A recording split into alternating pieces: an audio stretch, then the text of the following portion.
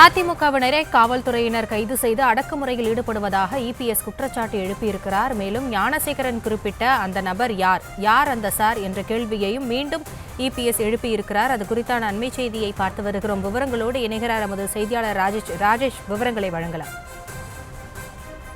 அதிமுகவினர் தொடர்ந்து மூன்றாவது நாளாக யார் அந்த சார் என்ற அந்த கேள்வியை எழுப்பி வருகிறார்கள்.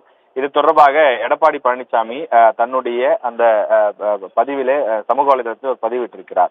அதில் அண்ணா பல்கலைக்கழக வளாக அந்த பாலியல் வன்கொடுமையில் பாதிக்கப்பட்ட மாணவிக்கு நீதி வேண்டியும், தமிழ்நாட்டில் தொடர்ந்து சிறுமிகள், கல்லூரி மாணவிகள், பெண்கள் பாதுகாப்பை கேள்விக்குறியாக்கி இருக்கக்கூடிய திமுக மாடல் அரசை கண்டித்து அதிமுக சார்பில் தமிழ்நாடு முழுவதும் மாபெரும் கண்டன ஆர்ப்பாட்டங்கள் நடைபெற்ற நிலையில் ஆர்ப்பாட்டத்தில் சென்று கலந்து கொண்ட கழகத்தினரை காவல்துறையினர் கைது செய்து அராஜக அடக்குமுறையில் ஈடுபட்டு வருகின்றனர் என எதிர்க்கட்சித் தலைவர் எடப்பாடி பழனிசாமி குறிப்பிட்டிருக்கிறார்.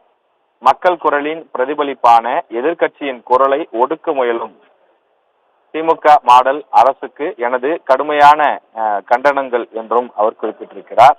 மேலும் கள்ளக்குறிச்சி கள்ளசாராய வழக்கில் திமுகவை சேர்ந்தவர், போதைப் பொருள் மாஃபியா வழக்கில் திமுக அயலக அணி மாவட்ட அமைப்பாளர் என நீளும் திமுக நிர்வாகிகளின் குற்ற பின்னணியாலும், ஞானசேகரன் குறித்து வெளிவரும் புகைப்படங்கள் மற்றும் தகவல்களாலும் திமுக அரசு இந்த வழக்கிலும் ஏதேனும் அரசியல் தலையீடு ஏற்படுத்துமோ என்ற சந்தேகம் நாளுக்கு நாள் வலுக்கிறது என எடப்பாடி பழனிசாமி தன்னுடைய பதிவிலே குறிப்பிட்டிருக்கிறார்.